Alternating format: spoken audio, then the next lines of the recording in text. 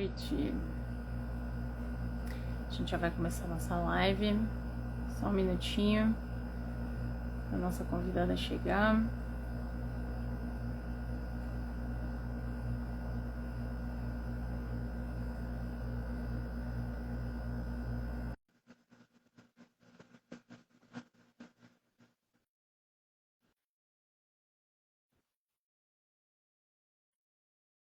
Boa noite, pessoal que está chegando. A Maria Júlia já está entrando, só um minutinho. E a gente já começa a bater um papo.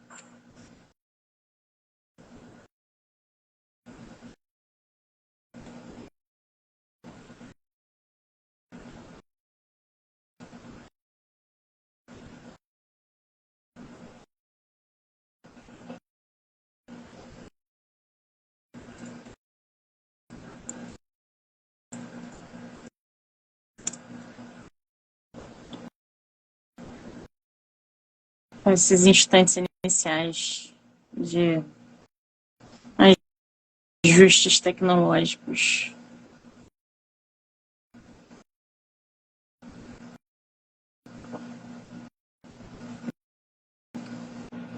Pronto.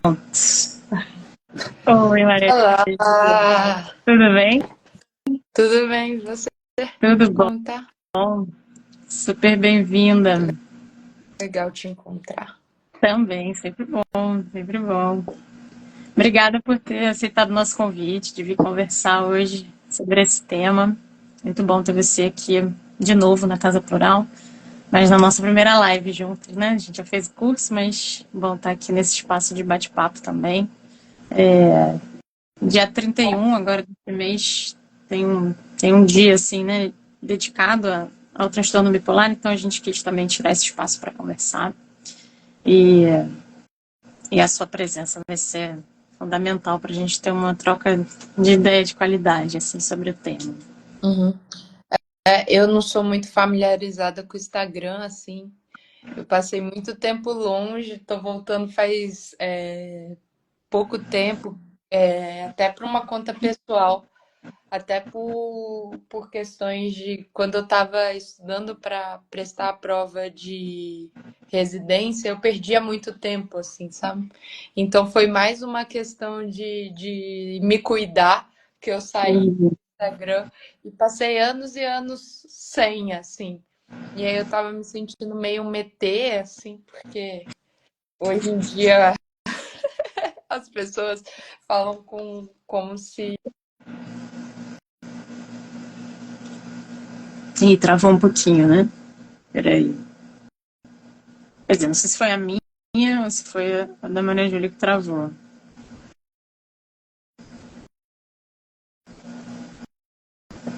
Pessoal, vocês podem escrever aqui para mim se, se eu tiver ao vivo para vocês, vocês escrevem aqui para mim que quem travou foi a Maria Júlia. Só para eu saber. Então foi ela mesma, né? Ela me mandou aqui, cai. Então, peraí. Vou botar ela de volta.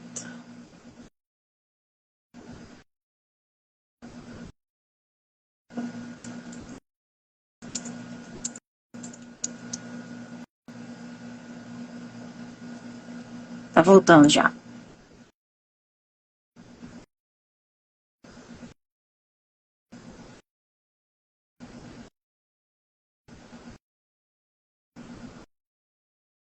Fiquem por aí, fiquem por aí. Só um instantinho.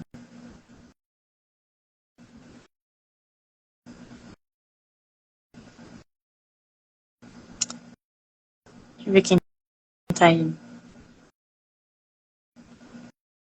Beta, Vitória, Adson, Adil, Luana, Cris. Que bom. Vamos ver vocês. Ela falou que não tá conseguindo por essa conta. Vou chamar ela na outra. Peraí.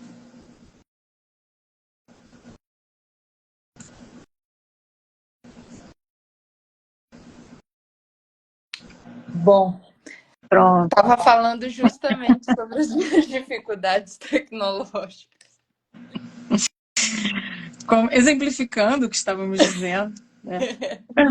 Mas é muito louco mesmo, porque é difícil você conseguir estar fora disso nos dias de hoje, assim. Sim, sim. Você Mas, estava num detox, então, e a gente está te intoxicando novamente, então. não, mas eu voltei numa coisa pessoal, assim, eu acho que eu tenho, sei lá, 100 amigos, assim, que são pessoas da vida que foram me achando, mas foi mais a pedido da minha mãe, acreditem se quiser, que mora em outro estado, e falou: não, filho, eu quero te mandar as coisas no Instagram. Eu falei: tá bom, mãe. Mandar memes, acompanhar a sua vida, né? Essa é a Isso, linguagem de afeto da atualidade. isso. Mas tá bom, que bom você tá aqui hoje. A gente fica feliz com isso. Acho que vale Mas, se apresentar um pouquinho, isso. né? Para quem não te conhece, falar assim, um pouquinho brevemente do teu percurso. Meu nome é Maria Júlia. Peraí. Tem uma cachorrinha É um aí, cachorro, tem dois. cachorrinho. Meu nome é Maria Júlia, tá? Eu sou psiquiatra. Eu fiz faculdade no Espírito Santo, eu sou de lá. E vim para São Paulo fazer residência médica no Hospital do Servidor. No Hospital do Servidor. E lá eu tô até hoje. É uma casa que preza por fenomenologia. Então, durante mesmo a minha residência, eu acabei fazendo uma pós de psicopatologia fenomenológica, que foi onde eu conheci a Letícia, e a gente compartilhou o mesmo orientador, né, do meu mestrado e do doutorado dela, visando essa prática fenomenológica, assim. E hoje eu trabalho tanto no consultório quanto dando aula nessa pós, que ela também é professora, e no hospital. Hoje eu sou vice-coordenadora, comecei recentemente, dos residentes, e sou preceptora na enfermaria. Então acaba que eu tenho muito contato com pacientes com esse diagnóstico, porque eu acho que é o grande. São as duas grandes patologias que acabam internando mais, né? De uma maneira de um adoecimento mais agudo, intenso, que acaba sendo os pacientes delirantes e os pacientes com transtorno bipolar, seja no polo da depressão, seja no polo da mania.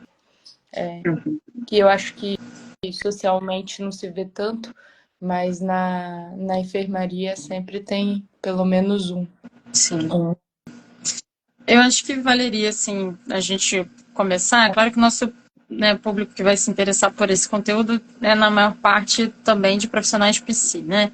Mas eu acho que valeria a gente começar caracterizando um pouco, né, o que diz respeito a esse sofrimento que, quando diagnosticado, entra nessa categoria específica, né, nosológica, assim, de transtorno bipolar. E um pouco para a gente poder andar também um pouquinho nos diagnósticos diferenciais, né, como é que isso se distancia de outros diagnósticos mais clássicos, né? Eu gostaria até de falar um pouco de história, assim, história da psiquiatria, porque eu acho que quando a gente vai entendendo como a coisa foi evoluindo até chegar nos dias atuais, a gente consegue entender melhor esse contexto, assim.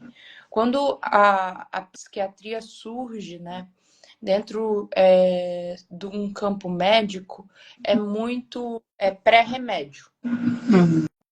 Muito do que se tinha era, e é muito do papel dos profissionais que estavam direcionando o cuidado para essas pessoas, era muito acompanhar a evolução dos quadros. E quando a gente via a evolução dos quadros, era marcado principalmente por duas patologias que tinham muita dificuldade de viver na sociedade mesmo. E muitas vezes perdia a capacidade de tomar decisões assim e precisava de um cuidado mais intensivo porque deixava de dar conta das atividades do dia a dia. E aí, quando foi se começar a dar diagnósticos médicos para além, quando surgiu, primeiro era um grande diagnóstico, né, a alienação mental, e depois começou a se dividir. E aí, na virada do século XIX para o século XX, começou a se caracterizar as doenças que eram tratadas assim, e duas grandes doenças foram marcadas. Uma era a demência precoce, que eram os quadros que tinham um prognóstico muito ruim e que hoje, assim, foi se transformando, se mudando, se olhando por outras vias, e hoje está mais relacionado com os diagnósticos de esquizofrenia mesmo, e o que na época se chamava de PMD, que é a psicose maníaco-depressiva, que hoje está relacionada ao transtorno bipolar. E quando a gente via essas evoluções, o que se diferenciava da esquizofrenia ou da demência precoce para a PMD, que é a bipolaridade, era justamente porque a esquizofrenia tinha uma doença que era meio contínua, que era marcada por uma quebra social, era uma quebra da capacidade de estar em sociedade, e a bipolaridade não. A bipolaridade, ela era marcada por uma doença episódica. Então, existiam momentos em que a pessoa estava adoecida e tinha momentos que ela estava sã, seja com um polo maníaco, seja no polo depressivo, e seja em momentos de sanidade. Então, era importante marcar que a doença era muito caracterizado, o diagnóstico, né? Era muito caracterizado por ser episódico. Então, na época, se fazia esse diagnóstico para falar assim, ó, mesmo sem medicação, eles melhoravam. Então, ó, esse paciente aqui vai ficar ruim, mas daqui a pouco vai voltar para a vida dele. Esse aqui não, esse daqui a gente vai ter que acompanhar por um longo período, porque a gente não conseguia intervir com outras maneiras, assim, de uma maneira muito efetiva. E aí começaram a se caracterizar esses dois polos de adoecimento.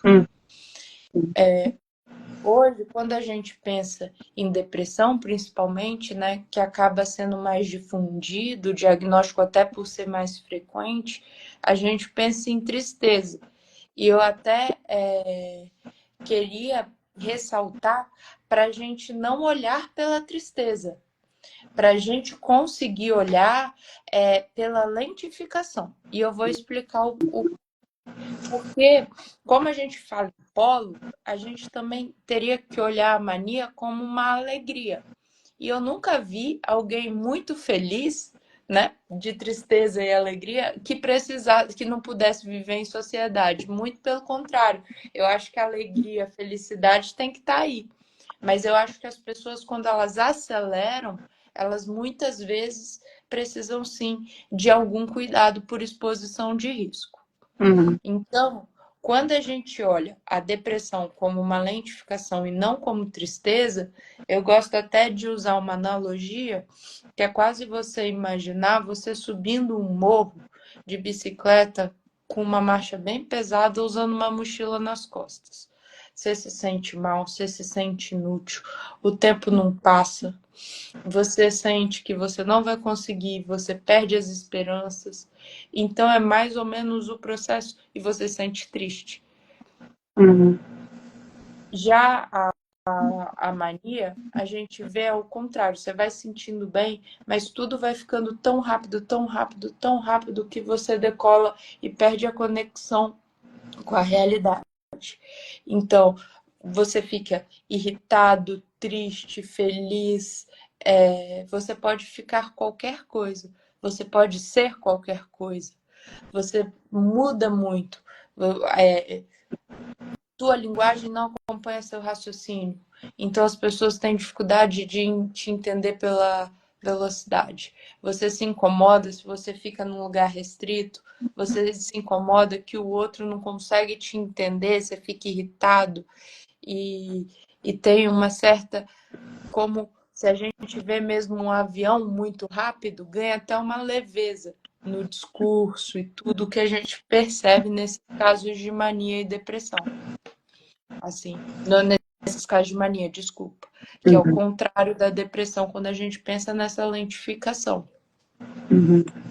Então, eu acho que o que a gente pode aprender com o que foi feito lá atrás é olhar com esse olhar de que são episódios também. E que essa tristeza, esse peso, essa lentificação e essa aceleração com essa leveza, eles não vão acontecer tipo de uma pessoa, como a gente diz no dia a dia, que é bipolar. Então, uma hora tá triste, uma hora tá feliz. A gente ser capaz de sentir diferentes emoções faz com que a gente reaja ao ambiente. Mas quando a gente fica num estado de lentificação e peso por vários dias, a gente acaba tendo as consequências disso. Assim, quando a gente tem uma aceleração com uma leveza por vários dias, a gente vai até acabar podendo se expor a riscos mesmo, que são importantes e que às vezes precisam tanto para um polo quanto para o outro, de uma intervenção, que às vezes é uma intervenção mais importante, como uma internação psiquiátrica, assim, para proteção e para poder ter tratamentos mais invasivos, assim, muitas vezes, né? Em termos de medicações mais pesadas e até eletroconvulsoterapias. Sim. Acho importante assim também ressaltar que você está descrevendo uma experiência, né, em primeira pessoa, com essa questão de lentificação, né, ou rapidez, assim. Não é necessariamente alguma coisa que quem está ao lado, convivendo com essa pessoa, está confirmando por uma observação assim comportamental só, né?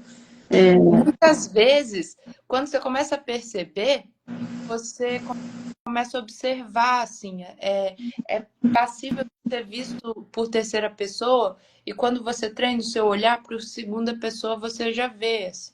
Sim, de casos, por exemplo, de um paciente que ele estava no hospital dia, e ele falava assim, todo dia que é perto do Parque Ibirapuera, que eu trabalho, todo dia antes de vir aqui, eu tenho que ir no parque correr por meia hora, senão eu não consigo vir aqui e ficar parado, sabe?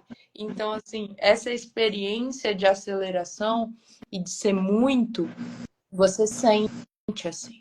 Mesmo a leveza e a superficialidade, você percebe, porque o paciente, ele diz muitas coisas, mas ele não aprofunda em nenhum conteúdo. Então, se você convive muitos dias com ele, ele começa a virar monótono. Porque quando a gente cria uma intimidade com alguém, a gente precisa de uma profundidade. Mas é claro que isso são casos já quando a pessoa já está muito adoecida, né? Não é o início do quadro quando essas alterações de experiência ainda estão no início e ainda não estão tão marcadas, tão flagradas mesmo. Assim. Uhum. Digo em relação a isso que você estava pontuando dos estereótipos, né, comportamentais, assim, porque você tem pessoas deprimidas muito funcionais, muito ativas, assim, mas isso não quer dizer que eu não esteja se experimentando uma lentificação, assim, essa experiência, ela não tem a ver necessariamente com alguma coisa que alguém observa de fora, né, ela pode congruir, mas como você falou, tem que ter um ouvido um pouco mais treinado para isso, né? É porque muitas vezes essa lentificação, ela não necessariamente é psicomotora. Ela Uhum. não está, por exemplo, na forma como a pessoa se mexe, se move ou fala. Uhum. Porque muitas vezes a gente não é um pessoal que não é treinado, não é da assistência, mas assim, para quem é da assistência, a gente está acostumado a achar que o pensamento a gente avalia pela velocidade do discurso. E Uhum. muitas vezes a gente acha que o pensamento está relacionado a essa lentificação ou essa aceleração. Mas quando a gente fala em aceleração da psique como um todo, às vezes o discurso do paciente está falando desse jeito, mas a gente percebe com a capacidade de troca de assunto a gente percebe que ele está pensando em mil coisas ao mesmo tempo. E às vezes a lentidão Uhum. se dá pela dificuldade do paciente de mudar o repertório daquilo que se pensa. Então é Uhum. como se fosse um pensamento que fica. Eu tinha uma amiga que falava aquele paciente que parece um disco arranhado, sabe? Que Uhum. fica falando do mesmo sofrimento, da mesma coisa. Porque é isso, a gente vê que talento pela dificuldade de uma mobilidade na vida, assim. Que Uhum. isso eu acho que o paciente depressivo acaba experienciando muito. Por isso que quando a gente vai ver em termos de sintomatologia, ele vai estar indisposto, vai estar isolado, vai estar triste, porque é justamente essa dificuldade de você transitar na vida, de você ter fluxo, né? Como fenomenologistas aqui, a gente falaria, né, do fluxo temporal mesmo, assim, né? Dessa coisa da construção de uma história fluindo, assim, que a gente vê que começa a agarrar quando a gente está deprimindo, assim, sabe? Por causa dessa dificuldade. Porque o padrão para avaliar isso não é um padrão fixo, né? Isso passa muito mais por uma certa queixa, um certo sofrimento, né? Alguma coisa que é vivido como, né? Uma lentificação, uma aceleração, e que, Uhum. claro, resvala nas relações, né? Essa queixa não necessariamente é em primeira pessoa, isso tem a coisa do sofre e faz sofrer, assim, Uhum. mas que quando se aproxima ali de quem está passando por aquilo, tem um sofrimento que é experimentado nesse sentido temporal, né? Que atravessa muito fortemente esse sentido temporal, Uhum. né? Não é uma avaliação assim muito objetiva, né? Que dê para fazer assim de É, tempo como se isso fosse um parâmetro fixo, né? É uma é, experiência assim de tempo. é uma experiência do tempo. Eu sempre gosto de trazer, assim, de falar de casos assim, muito graves para a gente ter uma noção de como isso se dá assim na ponta final, assim. Tipo, quando a gente tem um paciente deprimido muito grave, existe um quadro típico que a gente chama de síndrome de Cotard, que leva o nome de quem descreveu o caso. A síndrome de Cotard é um paciente que acredita que ou os órgãos não estão funcionando ou ele está morto. Porque é essa sensação de uma lentificação que chega a uma paralisação. Então, assim, eu já vi paciente convencer enfermeira de que, mesmo saturando com oxímetro, estava saturando bem, estava saturando 98, 100, que ele não conseguia respirar ao ponto da enfermeira colocar oxigênio nele. Ele chegar assim e colocar oxigênio, dele acreditar que ele estava podre, que ele não conseguia andar, mesmo andando, se alimentando. Então, assim, essa sensação de paralisação é muito intensa. E, assim, eu já ouvi a descrição de casos de pacientes ao contrário, né, que estavam tão acelerados, tão leve, que achava que podia voar e que pulou de parede, de Uhum. prédio. Já ouvi descrição de paciente que queria nadar e de repente nadou, nadou, nadou, nadou e foi parar no fundo do mar e tinha risco de afogamento e foi ter sido trazido por corpo de bombeiro. Então, assim, em casos muito graves, a gente percebe que essa aceleração e essa lentificação, ela fica muito visível, mas essa experiência que o paciente vai relatando, principalmente na depressão, que o paciente fala que ele não consegue fazer as coisas, às vezes o que gera no outro gera o sofrimento, claro, mas muitas vezes gera uma falta de empatia. Porque você olha para a pessoa, ela tem dois braços, duas pernas, está falando bem, a gente sabe da capacidade, mas ele vivencia uma incapacidade por uma falta de movimento. Uhum. E aí a gente às vezes não consegue se colocar, né? Essa posição, mas Como que a Letícia não consegue? Ela tá aí, ó, tá falando, tá comendo, tá andando. Então, acho que às vezes a experiência da depressão com essa lentificação passa por uma sensação de não conseguir. E eu acho Uhum. que a sensação muitas vezes ela é real mesmo, o paciente não consegue. Ela não é algo, algo que é inferido Uhum. hum, Acho que isso traz para essa noção de realidade fenomênica da coisa, né? uhum, Não é uma realidade assim científica, né? Respirar não é só estar saturando, respirar é uma certa disposição, né, para estar vivo, né? Uma certa abertura assim com essa relação de que está tudo bem com você, é, né? Então, não basta, né, a saturação estar acontecendo, isso é uma medida relevante, né? é, Mas tem uma outra experiência num nível distinto disso, né? é. A gente abriu uma caixinha de perguntas essa semana e aí a gente tem algumas questões assim, acho que tem algumas que vão um pouco nesse sentido de diagnóstico diferencial e aí pensei em começar por elas, né? Uhum. Tem uma que pergunta assim, como que um psiquiatra consegue diferenciar a depressão do transtorno bipolar? Então, é uma grande guerra de diagnósticos da história da psiquiatria, assim.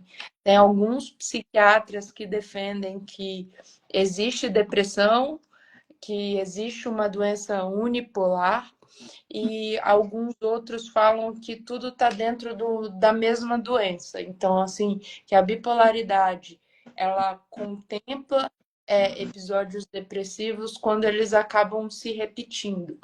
E tem alguns outros psiquiatras que acreditam que existem episódios depressivos que eles estão relacionados à doença bipolar, que a gente chamaria de endógeno, que é quase do corpo daquela pessoa, que é quase hormonal e não tem muita relação com o ambiente, e que tem outros episódios depressivos que são reativos, que são só uma resposta ao ambiente. Eu não consigo separar assim, porque eu não acho que existe como a gente separar o indivíduo do ambiente, porque a gente nunca coloca uma pessoa num laboratório, ou não deveria, pelo menos. Então, assim, eu acredito que quando o sujeito ainda não experienciou uma experiência de aceleração, é melhor tratá-lo como depressivo. Se ele está aceleração, uma doença muito cíclica, em que os episódios são muito, muito bonitinhos, a gente Seu pode. áudio acho que está cortando um pouquinho. Deu uma Desculpa, picotada, né? vou tirar aqui. Quando os episódios depressivos são muito cíclicos, muito bonitinhos, é, começam, terminam mais ou menos da mesma forma, eu acho que a gente pode pensar em associar algum tratamento de bipolaridade, assim, que é mais específico para isso. Assim. É curioso, porque quando a gente vê pacientes, de novo, pacientes mais graves e tudo, que tendem a ter internações, eles têm alguns pacientes que costumam. É tão cíclica a coisa, é tão relacionado mesmo às fases da vida, que a gente vê que tem. Eu tive uma paciente que ela internou 4 anos no mês de setembro. Então, assim, dava setembro, ela descompensava. Era cíclico até anualmente, assim. E a gente vê, por exemplo, em enfermarias de psiquiatria, que a primavera bomba de mania, assim, sabe? De episódios de mania. E a gente vê, aqui no Brasil a gente não tem tanto, mas a gente sabe por epidemiologia e estudos, tudo, que nos invernos frios aumentam os episódios depressivos. Então a gente vê que essa ciclicidade ela está mais relacionado à bipolaridade, assim, do que às vezes uma depressão que costuma ser só um episódio e depois não voltar a repetir, Sim. Também relacionado às fases da vida. Então, as mudanças hormonais. Então, a abertura de adoecimentos que estão relacionados, por exemplo, à época de se tornar adulto, ou pós-parto, ou mesmo, principalmente, na entrada da vida da senilidade, né, da terceira idade mesmo, quando as pessoas se tornam idosas, também estão relacionados à bipolaridade. Assim, são coisas que acendem quase um sinal amarelo assim, pra gente. Porque muda E aí tratamento. vou pegar, pois é, vou pegar esse gancho assim, porque tem uma questão que é por que o moderador de humor, né, na bipolaridade e não o antidepressivo, já que tem essa questão, né, da depressão, assim, essa escolha de tratamento, assim, ela é guiada pelo quê, né? Então, é assim, quando a gente pensa em fazer um tratamento medicamentoso, a ideia mesmo é anestesiar. Existem formas de anestesiar. O antidepressivo, por incrível que pareça, ele anestesia estimulando. E aí, quando você estimula, você estimula meio que a capacidade de freio. Só que às vezes quando você estimula um cérebro que tende a acelerar, num bipolar, você pode fazer com que... Eu vou para a sala, eu acho que a internet vai ficar melhor. Você vê que essa pessoa, ela tende a acelerar de uma forma geral. E aí ela pode ter o que a gente chama de virada maníaca. Então, a gente não pode, para os bipolares, passar antidepressivos, porque eles podem ter essa virada maníaca. Mas muitas vezes não é incomum que a gente escolha fazer o uso de antidepressivos em depressões muito graves, porque os estabilizadores de humor, eles não são tão efetivos para a tirada da depressão como eles são, por exemplo, para a tirada da mania. Entendeu?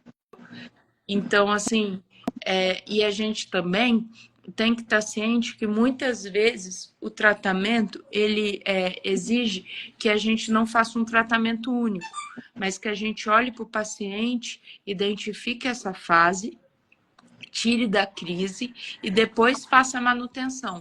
Então, muitas vezes, a gente usa uma medicação um pouco mais forte para, por exemplo, fazer um paciente maníaco dormir, porque é o mais importante para ele é dormir mesmo, porque ele está com muita energia, mas ele não está dormindo, então a gente desacelera botando ele para dormir.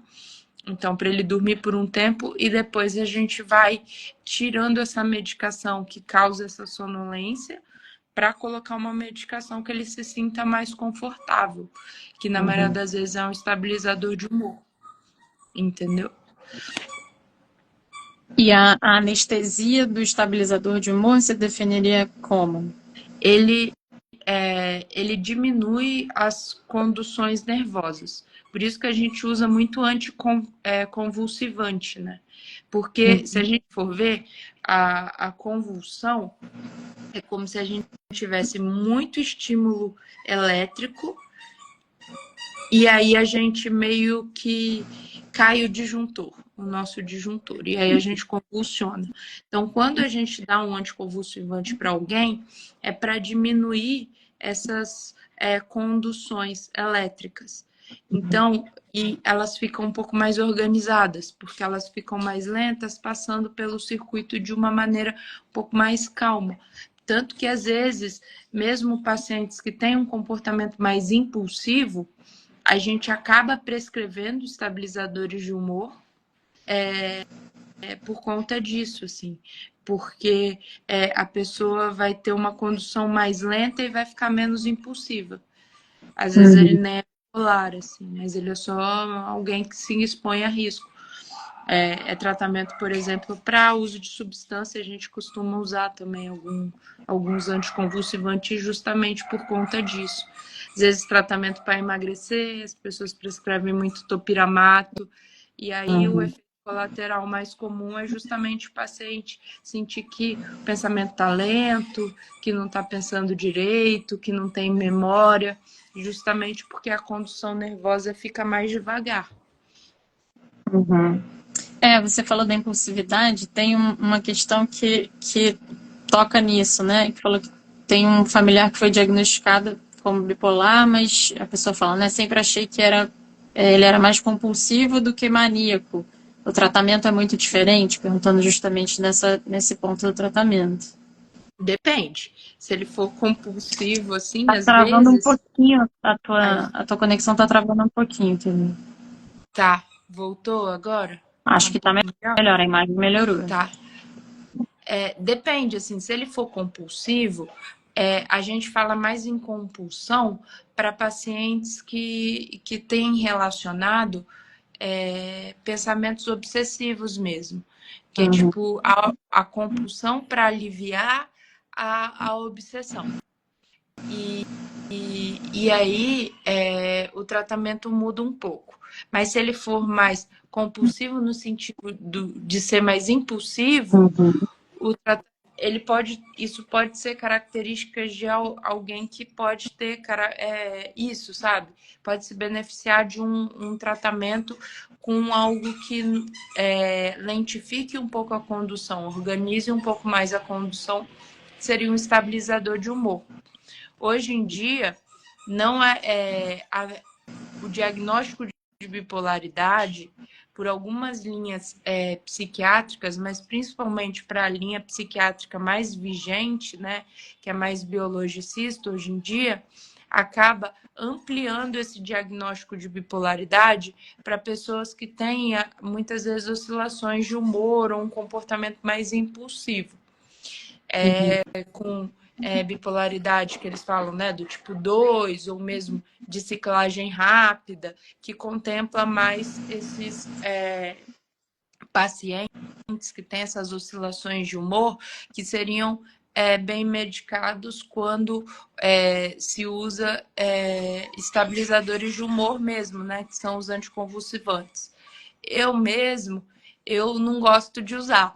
Eu guardo esse diagnóstico para pacientes que fazem episódios de mania franca, porque eu acho que quando a gente diagnostica alguém, a gente está pensando no prognóstico. E quando o paciente faz mania franca, a gente tem que estar sempre atento para se a gente tentar intervir o quanto antes para evitar uma internação. Então a gente acaba medicando de uma forma um pouco mais intensa, mesmo porque o risco que eles colocam é um risco maior, assim, costuma ser, né? Travou um pouquinho para mim. Você falou que quando a gente diagnostica, está pensando no prognóstico, é isso que você estava falando? Isso, no prognóstico. Ou seja, na evolução mesmo. Se, por exemplo, os pacientes colocam muito a risco, tem risco, por exemplo, já ficou em mania, já ficou delirante, né? Aí eu acho que vale a pena chamar de bipolar. Mas eu acho que quando o paciente tem oscilações de humor, eu acho que a bipolaridade pode acabando levando ele a ter prescrição muito pesada, entendeu? E acaba colocando também um preconceito, um estigma que muitas vezes atrapalha mais do que ajuda. Uhum. A Alhana mandou uma mensagem aqui no chat, mandou uma pergunta assim. Então, no caso da ciclotimia, não necessariamente será usado o estabilizador de humor? Então, é isso, sabe? A ciclotimia, pelo DSM, são os casos que eles são vistos por um diagnóstico sintomatológico de pacientes que têm essas oscilações de humor. E aí, às vezes, você escolhe os estabilizadores de humor, que tem esse efeito mesmo de diminuir a condução, e são muito efetivos. Mas eu acho que os cuidados não são necessários cuidados tão intensos como a gente teria com pacientes com diagnóstico de bipolaridade. Por exemplo, Eu não gosto muito de usar esse diagnóstico, porque eu acho que é um diagnóstico que não é tão útil na clínica. Mas quando eu vejo algo assim, não, não, por exemplo, eu não falaria para o paciente ser medicado para o resto da vida por causa de se ele fica sem medicação, ele vai ter uma internação ou algo assim. Eu acho que a mão pode ser mais leve, sabe? Porque eu Uhum, acredito que a medicação ela entra como uma função não de ser algo que entra na vida do sujeito e fica para sempre. Ela só deve ficar para sempre quando o custo-benefício dela vale a pena. Mas uhum, muitas vezes a gente medica achando que a gente vai ajudar a pessoa para o resto da vida a não descompensar do ponto de vista psíquico, mas a gente está expondo a ganho de peso, na maioria das vezes, que aumenta risco metabólico, a gente está expondo uma perda de uma sensibilidade que pode fazer com que a pessoa deixe de viver alegrias mais intensas na vida, uhum, de se importar. Então, eu acho que a medicação é um instrumento que se faz necessário em alguns casos, em alguns momentos da vida. Então, uhum, quando eu dou o diagnóstico de bipolaridade, eu guardo mais para esses pacientes que têm esse diagnóstico de episódio maníaco, de internação, de uma coisa mais severa, porque eu acho que o risco que ele se expõe é quase tratar um paciente infartado que tem risco de infartar de novo, sabe? Ele se expõe uhum, a muito risco mesmo. Então, os quadros mais leves, eu tento evitar um pouco esse diagnóstico com medo de pesarem na mão na medicalização. uhum. E aí você, ainda assim, indica algum diagnóstico para as pessoas, aí vai fazer diagnósticos mais de depressão, alguma coisa nesse sentido? É, aí às vezes eu uso mais assim quadros reativos mesmo, né? Uhum, Eu falo que costuma ser uma questão mais reacional, é a forma como ele reage. Eu dou muito pouco diagnóstico, para falar a verdade, assim. Eu uhum, entender mais o funcionamento e falo assim, pô, você está se expondo a risco. Tento falar assim, olha, isso está sendo ruim para você, vamos usar essa medicação para isso. E aí eu tento contextualizar dentro da vida do sujeito, porque a gente está tentando ajudar ele dentro da vida dele. Então, assim, uhum, pô, tá sendo muito impulsivo, tá mudando muito de humor, tá muito reativo. Vamos tirar um pouco dessa reatividade agora, mas assim, pô, vai trabalhar na tua terapia para entender essa reatividade para ver se você consegue não ser tão reativo assim. Mas quando essa reatividade faz com que, sei lá, ele fique dele a ponto dele ficar delirante mesmo, se expor a risco achando que é Deus, ou pregando em algum lugar, ou algo super poderoso, aí eu acho que vale a pena entender a reatividade, claro, fazer a terapia, mas também tá medicado, porque o risco é muito alto, assim. É uhum, como sim. essa pessoa tivesse uma consciência que conseguisse atingir um ponto de muito risco, sabe? Aí Uhum. às vezes eu acho que aí vale a pena medicar de uma Sim. maneira mais intensa. Tem uma última pergunta, antes da gente fazer algumas considerações, assim, acho que tem a ver com, nessa linha do que a Rana perguntou também, que é que os sintomas do transtorno bipolar e de distimia, se eles são parecidos e se é possível confundir o diagnóstico. Eu acho que dá para confundir justamente porque a distimia é quase como se fosse alguém que vivesse sempre um pouquinho deprimido, mas não a ponto de fechar um diagnóstico de depressão. E de vez em Uhum, quando pode deprimir. Então, assim, se você fosse ver, pode confundir, pode e tá ali, né? Dentro do que o DSM-5 coloca do mesmo espectro, fala, né? Dentro da mesma coisa, assim.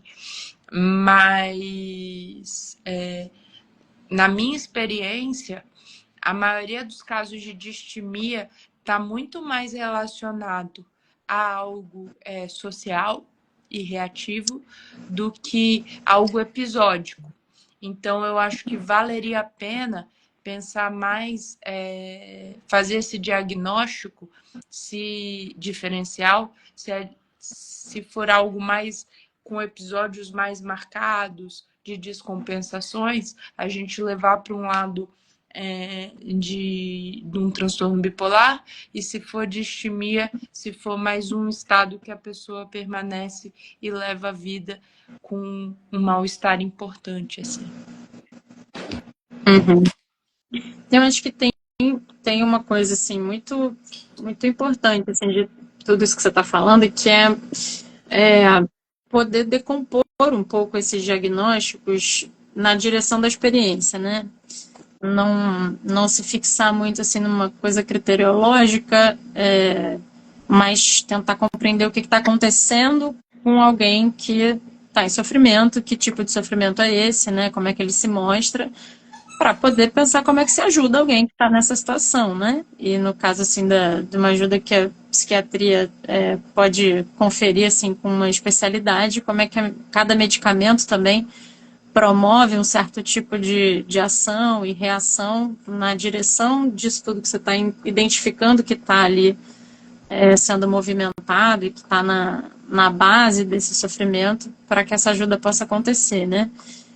E curiosamente, como você falou, isso pouco passa pelo diagnóstico, no sentido do diagnóstico DSM, assim, porque esse diagnóstico não está pensando nisso, não está reconhecendo assim muito bem a experiência, ele está querendo uma nosologia assim mais organizada, né? Ele está querendo ser uma estatística. Ele surgiu para ser uma estatística, não para ajudar ninguém. E eu acho que essa é uma questão que eu sempre prezo muito na minha prática, assim. E falo muito para os residentes, poucos me escutam, mas, tipo assim, que o objetivo tem que ser prático. Então, assim, e eu sempre tento botar metas práticas, assim, tipo, sei lá, gosto muito de quando eu pego paciente que cozinha, eu falo assim, você deixou de cozinhar? Mas o que você gostava de cozinhar? Aí, tipo, tem uma galera que gosta de fazer bolo, né? Eu falo assim, então tá, nosso objetivo é fazer você voltar a fazer bolo. E eu quero comer um pedaço. E é isso, assim, ganho alguns bolos, assim, já ganhei uns pedaços de bolo na vida. Assim. Porque é isso, eu acho que é muito mais importante a gente ajudar as pessoas voltarem a fazer bolo do que ajudar elas sei lá, não fazerem parte de uma estatística, assim. Sim, eu gostaria de transformar isso em citação para a Casa Plural. Ser mais importante a gente fazer as pessoas voltarem a fazer bolo. É lógico que é, né? É lógico porque, como a Nelly colocou aqui também, né, é importantíssimo ressaltar mais a experiência do que o diagnóstico em si. Porque o diagnóstico dá uma volta lá longe para depois ver se isso rebate na experiência. E eu acho que a fenomenologia, quando se debruça em cima da psicopatologia, né, ela está pensando a possibilidade da gente ir direto à experiência, né? E isso passa por uma compreensão fenomenológica farmacológica também, porque para você trabalhar com medicamentos, você precisa entender o que o medicamento está fazendo em termos de experiência, não é só em termos químicos, né, bioquímicos, assim, sinápticos, você tem que entender como é que aquilo reverbera, né, para poder compreender a relação dessas questões. E eu acredito muito nisso, assim, eu acho que até o efeito do remédio, ele é construído na clínica. Porque, por exemplo, a gente trabalha, a gente não tem exame. Então, o que a gente trabalha é a experiência do sujeito. Então, ele ser capaz de diferenciar a experiência atual e a experiência prévia é muito importante, né? Ele ser capaz de delimitar a experiência por meio da linguagem. E se ele consegue fazer isso diferenciando o filtro que ele está usando mesmo da medicação é muito interessante, assim. Então, tipo, Sim. o que a medicação mudou? E, assim, essa coisa de perguntar, como que você tá? Tá bem? Tá melhor? Ótimo, tchau. Tipo, isso não funciona. Tipo, o que mudou? Tipo assim, tá, começou a tomar a medicação e aí foi promovido para uma coisa boa, saiu de férias, vai ajudar, entendeu? Então, assim, o que mudou? No sentido, o que você percebe que antes acontecia que deixou de acontecer agora, assim, entendeu? Porque senão, às vezes você acaba tendo impressões muito subjetivas que acabam não sendo descritas e delineadas. Fica só uma coisa de, eu tô melhor, eu tô pior, eu tô melhor, eu tô pior, e isso, assim, às vezes, sei lá, se você pega o paciente num dia bom, isso não se sustenta no dia seguinte, assim. Então, Uhum. perceber por meio avaliar por meio da experiência mesmo, não só subjetiva, mas prática mesmo, ajuda a gente conseguir conduzir os casos, eu acho, de uma maneira um pouco mais objetiva mesmo. E os nossos Sim. pacientes não sabem fazer isso, a gente tem que ajudá-los. Assim. Eu acho que é isso que é importante. E isso depende muito do profissional mesmo, né? Isso depende muito de um certo estar à vontade para se aproximar da experiência do outro que vai passar por um estar à vontade para se aproximar da sua, né? Porque o que eu estou pensando, acho que tem tudo a ver com o que a Marina mandou aqui agora. Ela falou, a gente fica tão obcecado com a ideia de medir, avaliar, que esquece o objetivo disso tudo, que é cuidar da experiência das pessoas, né? Então, a ciência, né, fica tão fixada nessa noção de categorizar, e aí o profissional também, ele fica tão angustiado de tentar promover uma certa ajuda, só que ele está treinado com a ideia de que promover uma certa ajuda é identificar o problema. Mas identificar o problema é fazer uma certa anamnese para aquele problema ter um nome. E a partir daquele nome ele poder prescrever um tratamento. Só que aí o tratamento está tratando o nome, não está tratando exatamente o que está acontecendo, porque você já fez um recorte muito grande, né, para fazer caber a experiência num diagnóstico. E você ressaltou isso muito no curso que a gente fez na Casa Plural ano passado, né, sobre psicofarmacologia, de que essas medicações não têm essa ação direta, né? Você não tem um antidepressivo, você não tem um antipsicótico, você não tem um moderador de humor, né? Você não tem essa objetividade, assim. Então, poder compreender detalhadamente o que está acontecendo e compreender os mecanismos de ação, acho que faz toda a diferença. Não, e ajudar o paciente a entender o que está acontecendo com ele. No sentido, assim, eu acho isso assim, uma das coisas mais ricas da clínica, assim, sabe? Tipo, cara, o que está acontecendo com você? Eu acho, isso, assim. Eu acho que desculpe os analistas presentes em todo o grupo de psi tem, tipo, dou menos valor ao inconsciente, eu dou muito valor para a consciência. Então, assim, fazer a coisa ficar muito consciente, assim, tipo, fazer a pessoa pensar sobre o que ele está vivendo, como ele está vivendo e pensando no que está acontecendo com ele e trabalhando isso junto no sentido de até do efeito da medicação, assim. Tipo, o que mudou, o que tá. E fazer isso virando consciente, no sentido de daqui a pouco o próprio paciente se medicar sozinho. Isso é muito legal, cara. Eu adoro. Eu falo assim, o paciente às vezes marca a consulta e fala assim: você acha que eu devo abaixar a medicação? Aí eu sempre pergunto assim: você acha que você deve? Tipo, e aí ele fala: não, mas você que sabe. Eu falei: não, eu posso até saber o que está no livro, mas eu não estou vivendo na tua pele. Você acha que deve? Por quê? Então, assim, o que faz com que você acha que está na hora de baixar a medicação? Vamos ver se a gente concorda. Uhum. E A gestão compartilhada do tratamento é uma via, né, que está crescendo cada vez mais nesse sentido, né, para que não seja uma coisa totalmente autônoma por alguém que não conhece o que está fazendo, mas que também não seja uma coisa completamente prescritiva, né? Numa ideia de quem não está acessando o que está acontecendo com o outro. Essa gestão compartilhada, acho que ela é mesmo o É, lugar mais interessante, assim, de um acompanhamento de ajuda, né? e é muito legal, porque assim, você começa a fazer a coisa e assim, eu falo, ó, eu li o que acontece na estatística. Então, assim, agora saber em qual ponto da estatística que você tá, eu não sei. Uhum. Então, vamos descobrir junto, assim, tipo. E aí você, lógico, eu como médica, eu vou perguntar, ó, se a medicação engorda, eu vou perguntar, não, mas você sentiu diferença no ganho de peso? Você sentiu diferença na libido? Tá, mas como isso se relaciona à tua dieta ou atividade física? E aí você vai cavucando para ajudar o paciente ter essa noção do que aconteceu com ele. Não essa coisa de relatar sintomatologia e aí você ser quase um operador de escala para seguir um protocolo. Porque isso aí daqui a pouco a internet faz pra gente, assim, inteligência artificial vai fazer.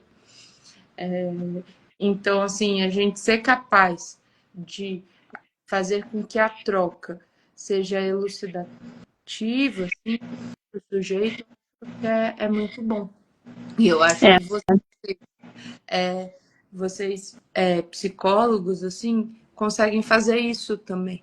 Não necessariamente prescrevendo, mas ajudando, assim, o sujeito entender como que está sendo a experiência dele com a medicação também, né? sim. Que eu acho que às vezes eu pego alguns pacientes que estão em terapia e aí eles falam assim, quase como se o psicólogo tivesse um pouco de medo, assim, Uhum. de falar da medicação, de perguntar da medicação, quase com medo de invadir, assim, né? O campo de trabalho do outro, assim. Mas eu acho que acho que não, acho que tem que ser perguntado mesmo, porque muda a forma como a pessoa encara, não pensa, mas como ela acaba a intensidade do que ela está experienciando. Assim, né? Quanto mais apropriada, né, a pessoa tiver de quais mudanças são essas, né,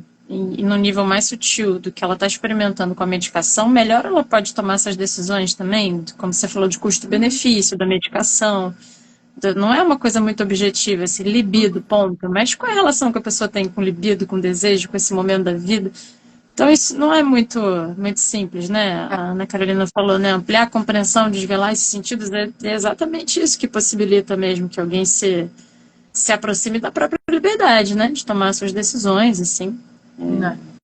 Não, a conversa tá maravilhosa, assim. Eu ficaria muito mais tempo. Mas a gente precisa encerrar, senão daqui a pouco o Instagram derruba a gente. Aí eu prefiro sair com honra do que ser derrubada pela plataforma, pelo Mark Zuckerberg.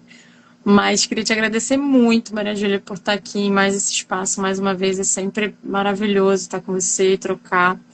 O pessoal que está falando do curso também, a gente vai em breve lançar o nosso site novo e com isso vai lançar uma reedição do curso da Maria Júlia, assim, com a gravação do curso. Então, quem tiver interesse em fazer, a gente em breve vai estar divulgando também.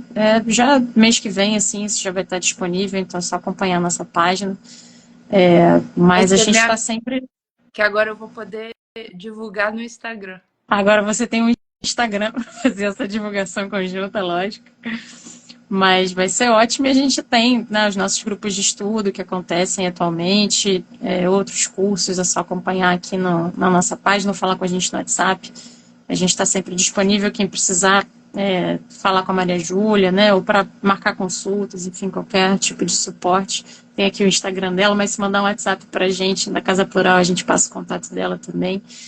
E que seja a primeira de muitas lives, assim, né? Mas já temos várias histórias aí para contar. A gente volta em breve, com certeza, para conversar mais. Muito obrigada por você estar Muito aqui. legal. Muito legal Bom, mesmo. e todo mundo que participou, obrigada também pelas contribuições. Tem muita gente que está vendo a gravação depois. Obrigada também por terem acompanhado até aqui, mas o pessoal que está aqui ao vivo agradeço também, para a gente poder ter essa troca e pensar junto, fica bem mais gostoso, assim. Então, galera, boa noite, boa semana para vocês. Maria Júlia, obrigada mais uma vez e até a próxima. Até. Tchau, gente. Beijinho.